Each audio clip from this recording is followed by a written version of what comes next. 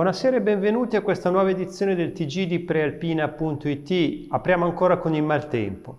Oggi i rappresentanti della Giunta regionale della Lombardia sono stati a Saronno e a Gerenzano per incontrare i sindaci e fare il punto sui danni causati da temporali e trombe d'aria.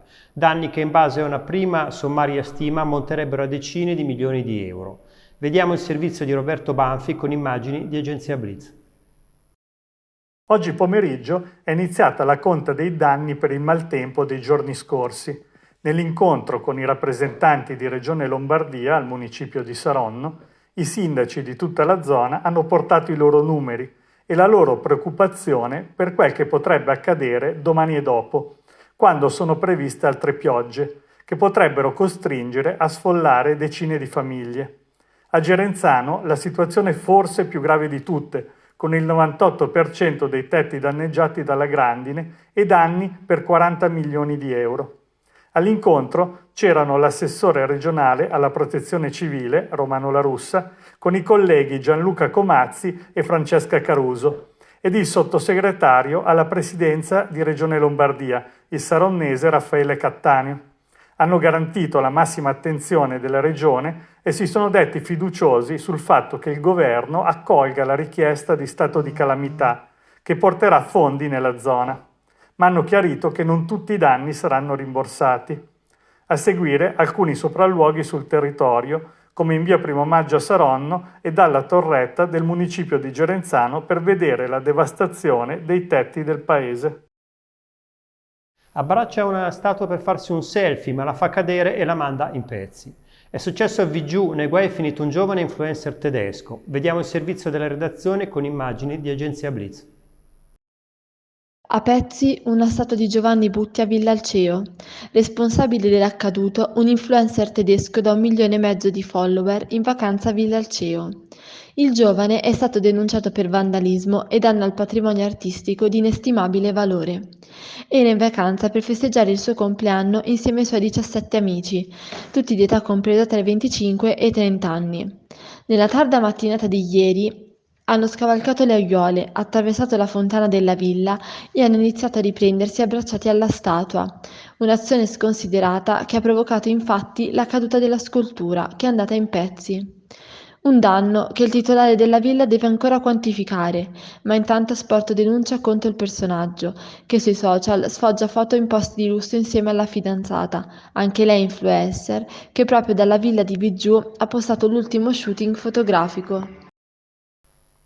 Lunedì 26 giugno il ramo di un albero si spezzava, crollando a terra e ferendo 7 persone. Oggi a Luino si è svolto il sopralluogo dei periti incaricati di fare chiarezza sulle cause dell'incidente. Vediamo il servizio di Simone Della Ripla con immagini dell'agenzia Blitz. Dimensioni del fusto, punto di rottura, luogo dell'impatto. È iniziato questa mattina, martedì 1 agosto, il sopralluogo dei periti nominati dalle parti per fare chiarezza sull'incidente avvenuto il 26 giugno scorso a Luino, quando un grosso ramo di Pocastano è crollato al suolo di fronte alla chiesa di San Pietro, ferendo 7 persone. L'esame dell'albero potrà fornire elementi per accertare eventuali responsabilità di terzi su questo incidente. I tecnici, accompagnati dagli avvocati delle parti lese e dagli avvocati delle 2 persone sotto indagine, si tratta di 2 dipendenti comunali, hanno scattato foto ed effettuato misurazioni con bindella da cantiere, calepino e strumenti di rilevazione. Tra i periti nominati c'è Daniele Zanzi, noto agronomo, nonché ex vice sindaco di Varese. Alle operazioni hanno presenziato anche il capitano Vincenzo Piazza, comandante della compagnia Carabinieri di Luino, e il comandante della stazione Roberto Notturno. Non bastano i temporali, a lasciare al buio città e paesi ci si mettono anche i topi. È successo a Cerro Maggiore dove lunedì sera un topo è entrato in una cabina elettrica, l'animale ha toccato i cavi di alta tensione ed è rimasto fulminato, mandando in cortocircuito l'impianto e lasciando al buio mezzo paese. L'incidente è avvenuto nella cabina di via Dognocchi, quando i tecnici di Enel sono intervenuti per riparare il guasto, hanno trovato il topo ormai senza vita.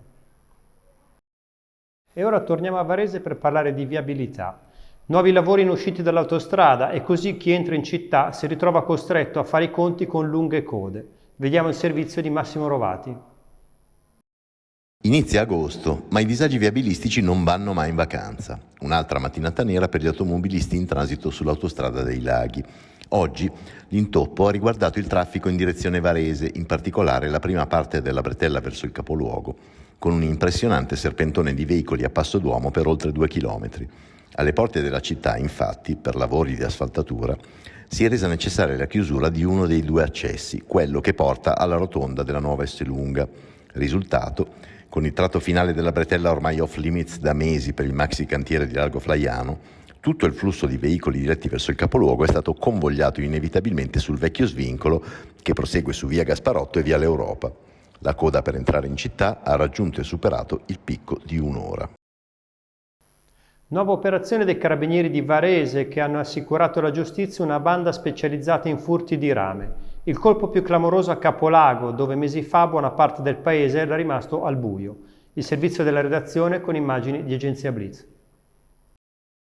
Chi pensava che a rubare il rame fosse stato qualche ladruncolo a caccia di spiccioli facili si sbagliava di grosso. Dietro quei furti di cavi elettrici c'era infatti una banda ben organizzata, attiva in varie zone della Lombardia, con tanto di deposito nel milanese in cui la refurtiva veniva pulita, lavorata e rivenduta.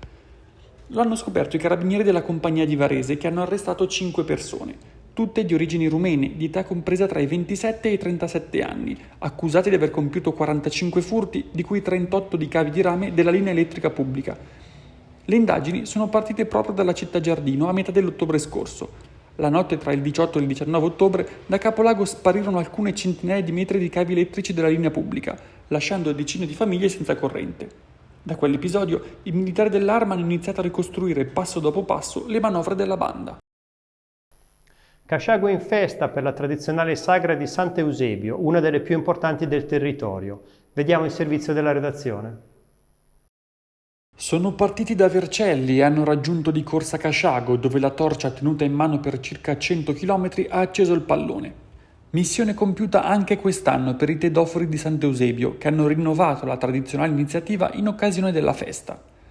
Ieri sera il momento clou è stato l'incendio del pallone, appunto, simbolo del martirio, sul sagrato della chiesa millenaria. A celebrare è stato Don Emilio Rimoldi, alla presenza di tanti fedeli che anche quest'anno non si sono voluti perdere l'appuntamento tra fede e tradizione. La patronale di Sant'Eusebio proseguirà oggi con le messe e le bancarelle, mentre stasera alle 23 è previsto il gran finale, lo spettacolo di fuochi d'artificio che rappresenta uno dei momenti più attesi dell'estate tra Varese e dintorni. Per chiudere una notizia curiosa, Internet sta cambiando la vita a tutti, cambia anche il mondo della sanità. Adesso la prevenzione si fa sui social. Sentiamo l'intervista di Barbara Zanetti al professor Francesco Dentali.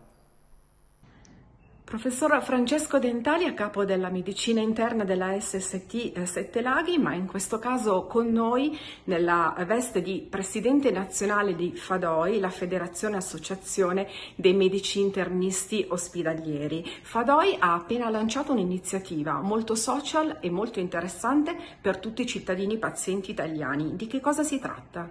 Sì, si tratta di videopillole sulla prevenzione. Diciamo che le abbiamo pubblicate sui nostri canali social e in questo momento abbiamo il patrocinio della SST, quindi le potete trovare su tutti i canali social della SST Sette Laghi e nelle prossime settimane anche in molte altre ASST. Il perché di questa iniziativa? Beh, prima di tutto perché noi crediamo che la cura non inizi quando il paziente viene ospedalizzato, ma pensiamo che la cura inizi nel comportamento di tutti i giorni. L'Italia non è molto forte, ai noi, nella prevenzione e quindi questa parte va sicuramente in qualche modo spinta. Le informazioni che noi troviamo sui vari canali social e online sulla prevenzione sono informazioni spesso inadeguate e spesso non basate su evidenze scientifiche. Così abbiamo pensato di fare questa iniziativa, in questo momento sono circa 20 micropillole di 1-3 minuti che verranno pubblicate una volta ogni 15 giorni che parlano a tutti noi, a tutti i cittadini con un linguaggio semplice, ma forniscono informazioni sui principali temi della prevenzione basandosi però su studi scientifici rigorosi. E questa era l'ultima notizia, l'appuntamento con il TG di Prealpina.it torna domani alle 19. Una buona serata a tutti.